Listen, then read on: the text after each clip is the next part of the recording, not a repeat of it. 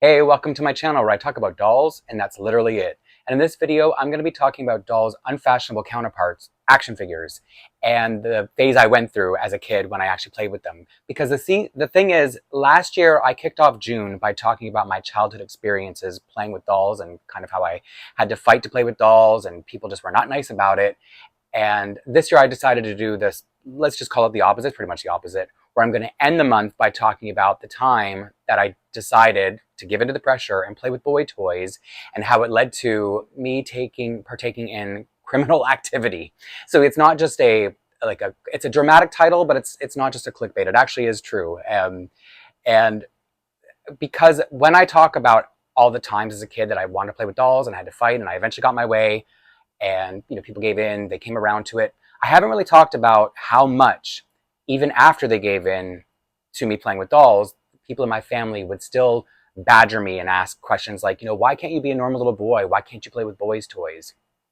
And the big thing that came from my father was he would always say, if you played with boys' toys, if you wanted G.I. Joes, I would take you to the store right now and I'd buy you every single one if you wanted.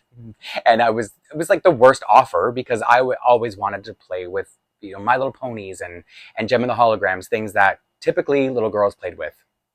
And so for me, hearing like, oh, you're going to take me to the store and buy me a whole bunch of dinky cars or things I hate, if it was like, if I buy one G.I. Joe and 10 My Little Ponies, then we got a deal. But the stipulation was that I had to play with boys' toys and exclusively boys' toys.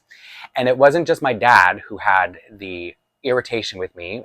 Some of you who've seen my other videos would probably know that I have an older brother. We shared a room, 5 years older, and he was a very typical boy. So for him, it was the most embarrassing thing that he had this weird little brother, and so he really got on my case a lot about being normal, doing a normal boy stuff and hanging out with other boys, stop hanging out with girls and playing with girls' things and acting like a girl. And for me, I understood that everybody around me felt the way they did, and there was nothing I could do about it, and it's not like I couldn't change who I was. So that's why I was always so stubborn at the times that, that everybody would bother me. And one little story I wanted to give before I get into the meat of the story about what led to my life of crime is talking about how my dad said he would buy me any toy I wanted if it was a boy toy, take me to the store right away. We were at my cousins, my aunts, and so my cousins were there, and I was probably 6 or 7, and my older male cousin, maybe like 2 years older, he was really excited about the Star Wars toy he had just gotten. So I, as somebody who understood the excitement and the joy of getting a new toy, I've always been like this and I'm still like this to this day, I wanted to, be supportive and be excited for him. And so we had this, I don't know, it was some little action figure warrior thing. I don't know. I was not into Star Wars. And yes, you can roast me for that. It's just, in the 80s, it was very much a boy thing. And even though I was a boy, I didn't like boy things. But because he got this toy, it was fine. I mean, it was a little action figure and he was excited about it. So I was excited for him. And that's all it was. I was just saying, oh, this is so cool. Wow, you're so lucky you just got this. I'm so happy for you. And he was like, oh, do you want to play with it? And I was like, okay, I guess. So I'm playing with this toy and, trying to still be supportive and being his little, little hype man. And my dad saw me playing with this boy toy and he got really excited. And he was like, oh, do you like this toy? And I was like, yeah, made up name, Tommy got this. I'm so excited for him. This is so cool. And he's like, well, if you want that toy, I'm going to tell him to give it to you. And I was like, what? You're going to tell him to give me this toy that I don't really like? And I'm just trying to be nice to him and be supportive and excited for him. And no joke, he went right up to my cousin and was like, Blaine really likes the Star Wars toy. I can usually say Star Wars. I don't know what's going on. And so and my cousin was like, okay. He's like, he doesn't usually like normal things, so can he have your toy that he had just gotten? And he was like, no. And my dad was like, I'll give you money for it. And he was like, no, I just got this toy. I'm really excited about it. Give it back to me now. I was playing with it still. And so my dad went to my aunt, his mom, and said the same thing. And she was like, oh, Blaine likes a boy toy? That's what I'm telling you. Like, people had this weird fixation on me wanting me to be normal and not loving the fact that I liked things that I wasn't societally supposed to like. You know what I mean? So now my dad and his mom were peer pressuring him to give me this toy, and my dad was still like, I'll give you money for it.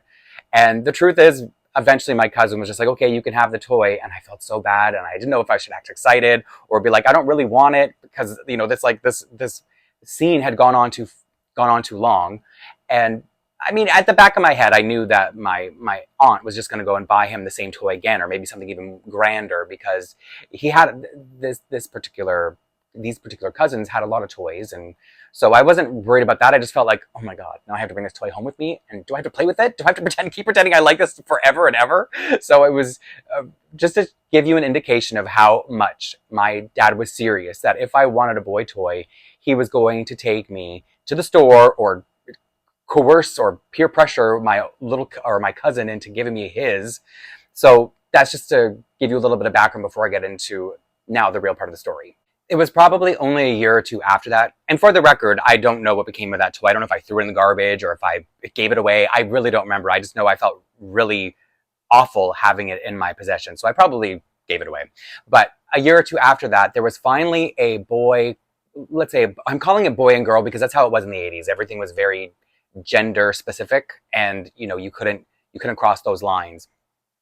And there was finally, because I liked campy and mystical, magical things, there was finally a boy cartoon that I liked called Thundercats. And in case you don't know, I can show you a little picture just to give you a little idea, and how, like, even a little girly boy like me, I don't know if it's nice to say that, but I'm talking about myself here, would like something like this, because there are these characters who are half cat, half human.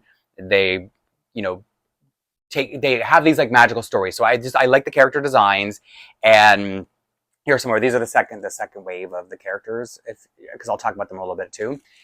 And so I finally had something that I liked that my dad was going to approve of. And he was true to his word. When I said I liked the Thundercats, he took me to the store immediately and bought me, I think these are probably all the characters he bought. Or he bought me a few of these ones, so just to give you an idea of what the toys look like, these little action figures. And if you see the one over here with the staff, that was my favorite. That was Chitara, the only female in the first wave. And he probably didn't look at the toys very much to know that he bought me the girl toy. And I was like, really, I'm just going to play with her.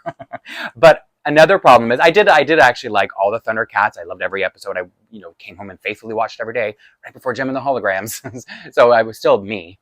But the thing is, as many friends as I had to play Gem and the Holograms or My Little Ponies with, none of the girls, because that's all I hung out with were girls, wanted to play with Thundercats. And I've only talked about how so many people in my family wanted me to be a normal boy. And it wasn't just my family and my teachers, it was the kids at school too. So when I went to class shortly after getting these action figures, let's call them dolls, and people saw that I had these boy toys, boys immediately were like, oh, you like Thundercats? Wow, I have Thundercats. You should come over and we should play Thundercats together, boys now. So I was like, okay, at least I have someone to play with, because none of my, female friends are going to want to do this, because they were all kind of like, ew. So from that point on, I had these two other boys I would hang out with to try to play Thundercats with, because I had a lot of the action figures, and then they had the play sets like the lair and the vehicle, I forget what it's called, but what they would drive. So they had some of the toys too, but what I'm saying is we would go over, we'd play with toys, and that was all fine and dandy. I loved it. I was willing to play, Thundercats with little boys, even though I didn't really like little boys, because I was, like I said, a girly kid. And then that was fine until one day they're like, you know what, I'm kind of sick of being in here and playing with toys. Let's go out and, go to the store or something. So the first thing, I'm talking about my life of crime now, when we were coming back from the store, the other two boys, they were like, oh, here, let's do this other fun thing. And you know what their fun thing was? Releasing air from parked car tires. And they showed me how to do it. I'm not going to go into the specifics just in case. And I'm not condoning any of this. I'm just saying this is kind of what I was going through as like 7 or 8 years old, maybe a little bit older now. But so they were I don't know why they found this so exciting. Even to this day, at the time, I was standing there like bored, like, can we just go back and play Thundercats now? Why are we like removing air from these people's tires? And they just got this kick knowing that they were, I don't know, doing something bad, and that, I don't know, was going to inconvenience someone. But truthfully, as an adult, I don't think that we were able to let out that much air, because we were just little kids doing our stupid thing, and then, then going back and playing with Thundercats, which is all I wanted to do, by the way. And so this would carry on. We would play with Thundercats, and then they would get bored of that and then want to go like do stupid things, letting air out of car tires. And then they graduate. The next step was, I was going to say the next thing they graduated to, but the next step was bringing matches everywhere we went and just like lighting matches. And then sometimes they'd be like, oh, we'd find a little bit of litter on the ground and they'd want to light the little paper on fire. And I'd be like, this is really boring. When I hang out with girls, all we do is actually play with our toys, My Little Ponies, Gem the Holograms, Barbie sometimes, whatever it was, I would actually be playing fun stuff or just, I don't know, not doing these stupid little things that I thought, A, were going to get me in trouble, and B, going to get me hurt because, like I said, it was fire. Meanwhile, my parents were so happy that I had friends who were boys, not just hanging out with girls all the time. And so I would come home and they'd be like, oh, how was it hanging out with the two kids? And I would not talk about, lighting or playing with fire and popping people's tires, not popping them, but like releasing people's tire air. So I was like, oh yeah, it was fun. Can I get a new Thundercat? So constantly getting these new toys was enticing. So it kept me, because I'm greedy. I've always been this way. So, it was exciting that I had this way of just getting a new toy. Almost every week was just hanging out with these kids, these other boys, and they didn't need to know what we were secretly doing, you know what I mean? What I had to do, it was like part of the payment of getting these toys and hanging out with these boys was that I had to partake in petty crime. And I don't remember how long, it was probably like a few months. It was like that whole grade, that whole year. But when you're a kid, time is a funny thing. And when you get older, it's hard to gauge the way you did as a kid. So this is the really bad part of the story, the part that it still traumatizes me to this day. And I'll explain that after, just, to give you the full version of the story. So one thing I need to explain is I lived on a small street. It was all these low-rise buildings. We had like a playground in between. And so there were lots of places for kids to play, to hang out. And then we had this McDonald's. And there was a field between, this doesn't exist anymore, this field, but there was a field between one of the kids' buildings, like where we would play with Thundercats, and then that McDonald's. So we would be like a long walk, probably not as big as it felt as a kid, but it felt really wide, like this big open field. And then across the street from that field was a hill that led down to a creek. And then that creek sort of separated my building and the buildings beside mine from my school. So this creek was a big part of my childhood, just like this McDonald's field was, especially this day. So we were taking a break from playing with Thundercats, and they had this fun idea, let's go to McDonald's field and just start, lighting things on fire. And it was it was like early summer, so it wasn't like dry out, but the grass hadn't grown back to where it was fully green and luscious, let's say. And it was doing the same thing, lighting little sticks on fire, and me being like, okay, here we go, I'll light a stick on, ooh, yeah, that's fun, you know what I mean? Like, when are we going to go back and play with Thundercats? And I remember very clearly that there was this sort of like black stuff on the ground. It could have been, I don't know, it could have been gum, but it was like, there were little patches of black everywhere. And so at one point, one of the boys lit one of those patches. I don't know if he dropped something on it, but it went up really fast. Like it just was like the poof of fire. And keep in mind, this is a very big open field. And there's a building here, McDonald's there. So this is going to matter for my brain, my 8-year-old brain in a minute. So because the black oil, we know now it's oil, just for the record, spoiler alert, because it went up so fast, we started trying to step on it, and then our shoes were going on fire. So there were these little black patches that were everywhere. It just started spreading really, really fast. And I'm sure it was very fast, and it felt fast at the time, but I feel like it must have been even faster. Time slows down when you're scared, so we didn't know what to do. Like I said, there was a building just like, I don't know, 50 feet away, let's say, and that creek that I mentioned. So we, in a panic, in our 8-year-old minds panicking, just took off across the street where I explained there was that hill that led down to the creek. And we just lay on our bellies, like kind of peeking up over that hill, because we could see the field, and it was completely on fire. Like I said, the grass was dry because it was new. It was spring, and there was black stuff everywhere. And it's just a big open, it was just a big open field. And we just lay there, the three of us on our bellies, staring up and being like, what's going to happen? Because there's that building, and there was also a playground in front of that building. And all we could think was, A, is someone going to get hurt? B, did anyone see us? Because C, are we going to go to jail? And so we stayed there until the fire trucks came. So I would imagine, like I said, there was that building there that somebody would have seen it from their balcony, called 911, and the fire trucks came. And so once it was out, we kind of slithered off And all we said to each other was, we can never talk about this again. Tomorrow at school, we have to act like nothing, we had nothing to do with this, nothing happened, it wasn't us. And I was like, oh, I will do you one better. I will never talk to you again, ever, at all. Like, I'm so, like, this was so boring. I hated that this happened. I was so scared. Like, even as I'm talking about this now, you know, as a middle-aged man, I still get that fear just comes back to me.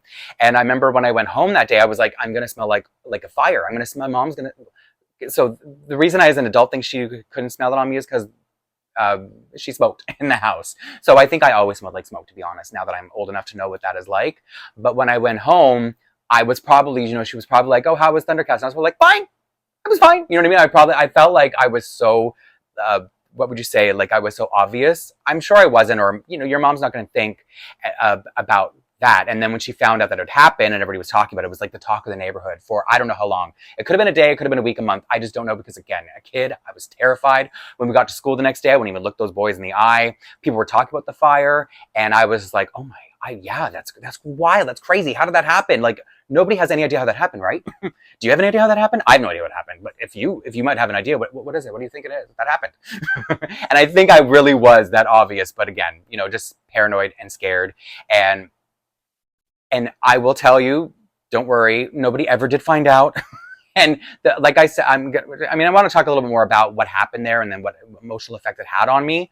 But it was the scariest thing in my life. And I don't know how long it was that I thought it was going to come up, that we were going to get caught, but it never did. Nobody was hurt. That was, I think, my biggest concern. Once the fire was put out and I was home, and I wasn't even worried about getting in trouble at this point. My thought was like, do I need to start reading the newspaper, watching the news to make sure nobody was hurt? But it was like I said, it was a small street, so word spread really fast. And I don't know how people didn't see us just running across the street. This is in the middle of the day, for the record. I don't know if I made that clear. It was like bright, sunshiny afternoon when we were supposed to be inside playing with Thundercats, but we're out lighting fields on fire.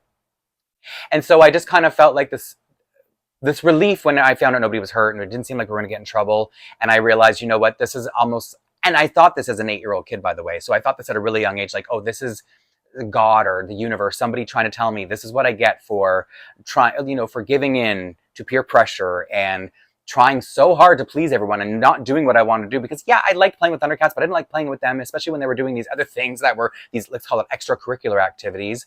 So I just, from that moment on, I said, I will never, not that I would never ever hang out with other boys again, but I just kind of felt like I will never do what I don't want to do again.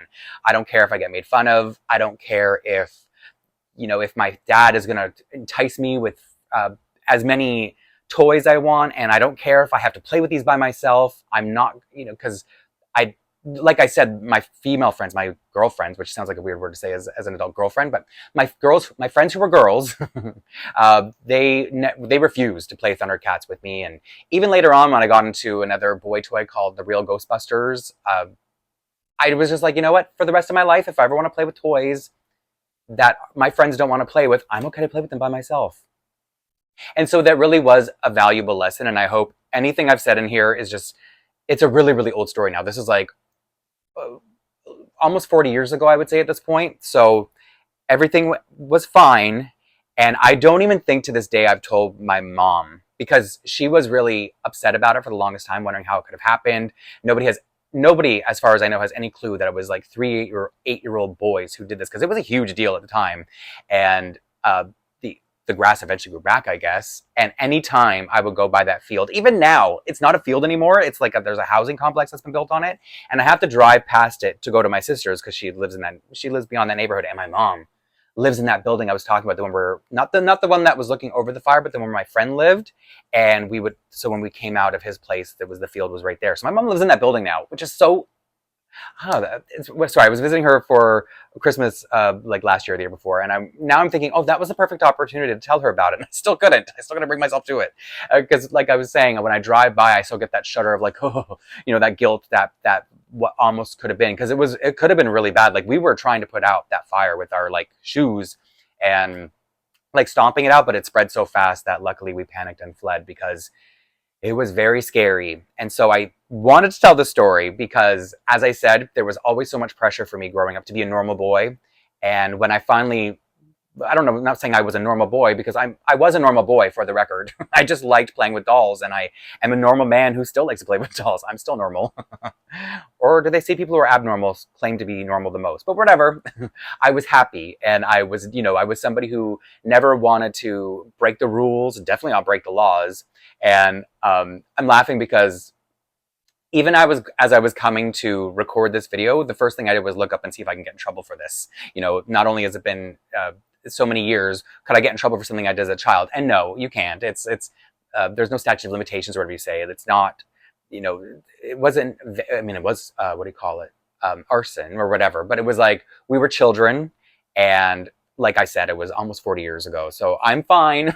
I'm not going to get in trouble for telling you the story. I had to make sure, though, because I still get that paranoid feeling, because I am one of those people who doesn't want to uh, rebel or anything like that. So from then on out, I was back to dolls. And, anytime somebody would try to make me feel bad, my brain would just go, fire.